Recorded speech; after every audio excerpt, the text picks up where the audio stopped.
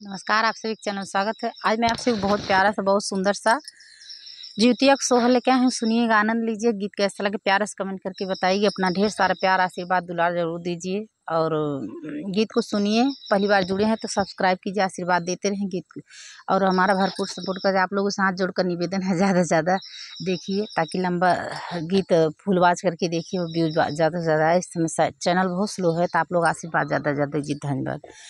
गंगा जी के तीरे वारनियवा मनय मन झंकय मनय मन रोवई हो मैया नाई देहु एकहु ललनवा जिउतिया कैसे पूजी जिउतिया कैसे भूखब हो मैया नाही दीहू एकहु ललनवा जिउतिया कैसे भूखी जिउतिया कैसे पूजब हो सब सखी लालन खिलावे तो लालन दुलारई तो लालन दुलारई हो मैया हम जे हो तर सीलन बिन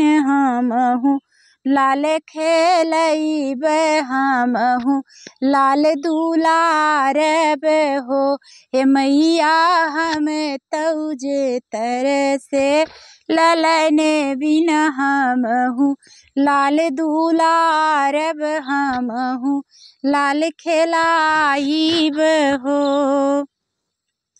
सब सखी भूख जिउतिया और खर जिउतिया हो सब सखी भूख जिउतिया और खर जिउतिया हो मैया हम रहू हो मैया हम रहू तरसेला मनवा हम हूँ पूजन करब हम हूँ जिउतिया भूखबई हो ए मैया हम रहू तरसई मनवा हम हूँ व्रत करब हम हूँ जिउतिया पूजब हो बाझिन के सुनी के रुदनिवा तो गंगा मैया आवई तो गंगा मैया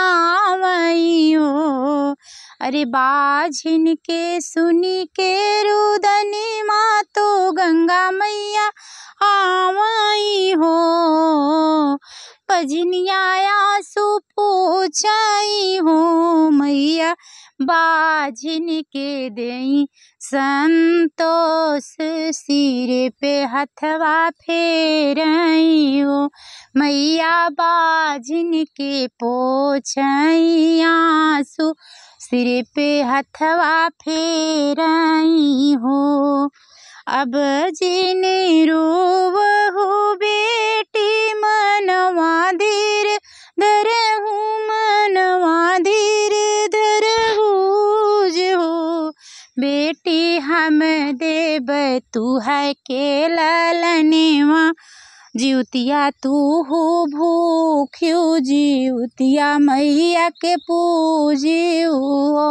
बेटी हम देब तू हई होरिलवा जिउतिया तू हूँ भूखू मैया के तू पूजियो हो जिउतिया के व्रत बड़ा पावन तो बहुत सुहावन तो बहुत सुहावन हो बहिनी भूख ललनवा के माई भरल रह कोखी भरल रह आचर हो बहिनी भूखाई पुतवा के माई भरल रह आचर हो दुअरे पे चौका पुरावत गोतिन बोलावई गोतिन बोलावऊ हो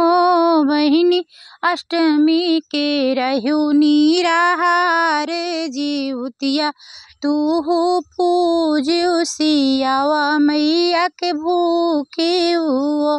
बहिनी अष्टमी के रहू निराहार जिउतिया तूहू पूजू जिउतिया तूहू भूखे हो।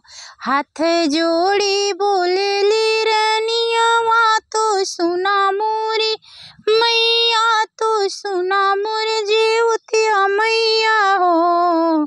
मैया अमर कई देत्यू मोर से नूरेवा तो गोदी के बल के वो।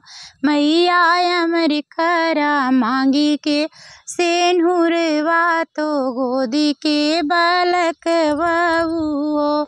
गंगा जी के ऊंचे कर रेवा तो तेरी जेरो मनया मन झंखई हो। मैया नाही मोरे एकहू होरी लेवा मैं कैसे के भूखाऊं जिउतिया कैसे पूजाऊं हो।